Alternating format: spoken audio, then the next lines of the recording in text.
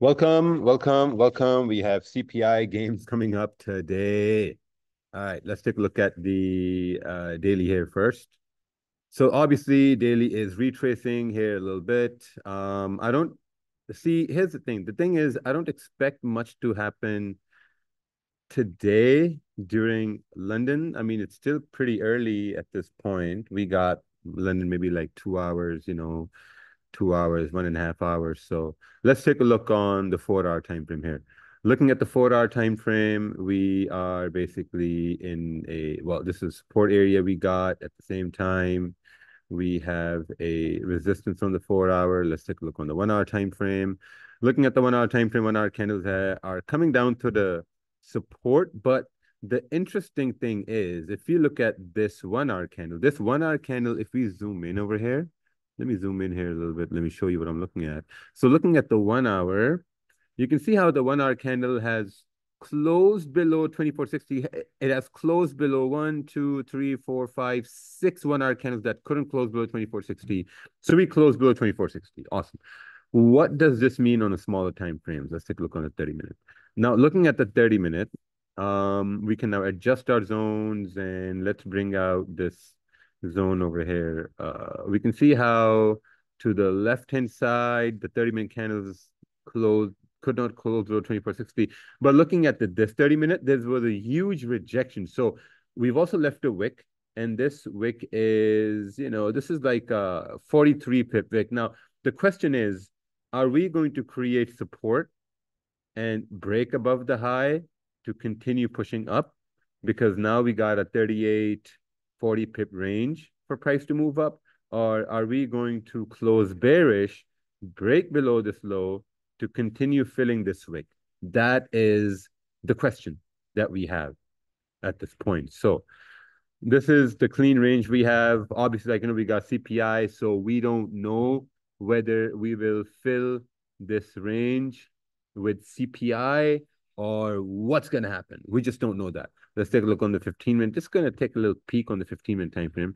So looking at the 15-minute time frame, since, we got pretty big ranges over here, 15-minute, 15-minute, 15-minute, 15-minute. Okay, let's zoom in over here now. Looking at the 15-minute, if we do break below these wicks, this is like a 33, 34 pip target to fill the wick as we move into, pre-London session volume. That's something that we could eye for if we do break below, this area right over here for price to move down. At the same time, looking for like a resistance here, but let's take a look on the 15-minute over here.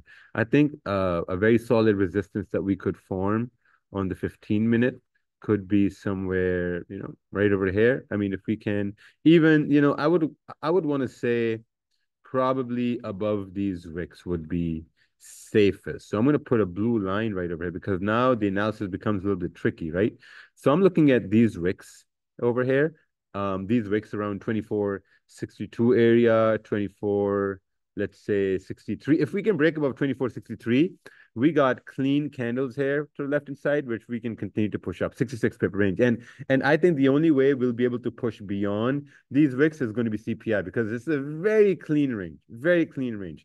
We can take a look on the 15-minute candles now, how the 15-minute candle is closing above the support. So then again, we need to break below these wicks 24.58.50 for price to push down 32 pip range. So we'll see what happens. Actually, we're going to do live stream for a New York session today around 7:30 a.m. Eastern, for CPI special day. So we'll see how things goes. Let's take a look at pound yen. Pound yen daily. Oh, wow, look at that. Let's zoom in here on the daily time frame here a little bit. Let's zoom in here on the daily. Daily is trying to retrace here a little bit. Let's remove this zone and let's remove this zone here as well. Let's drop down to the 4 hour time frame. 4 hour time frame looks like we are creating some sort of a resistance. We have a support down here in the 4 hour. We have to take a look at this zone on the 1 hour time frame now. I'm not going to do much analysis on the 4 hour, just going to focus on the 1 hour and then drop down to the 30-minute and 1 hour time frame. So obviously we got resistance. Seems like we got sort of like the same price action scenario like gold, So obviously we got support form. You can see the candle's current close below 188,450, I guess. This is the new 30-minute candle forming now. Let's adjust these zones. Now we have a support on the 30-minute.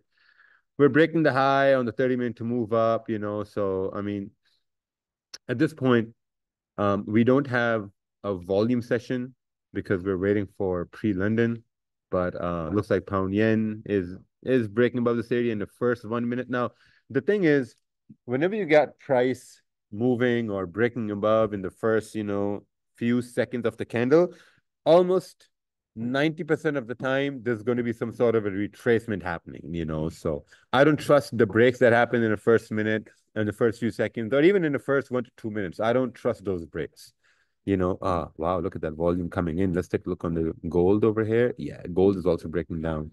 I mean, I would want this candle to close, to be honest, here on gold. I would want this candle to close to see how we're gonna break below these wicks, even looking at the 30-minute time frame.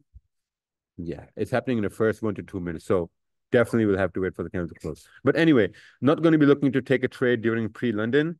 I'm going to see you guys later on for the New York session, and then we'll see how CPI plays out. Wow, look at this thing go over here. This has moved around 22, 23 pips in the first 1 to 2 minutes, and that's not normal for, pound yen to move. Wow, look at that.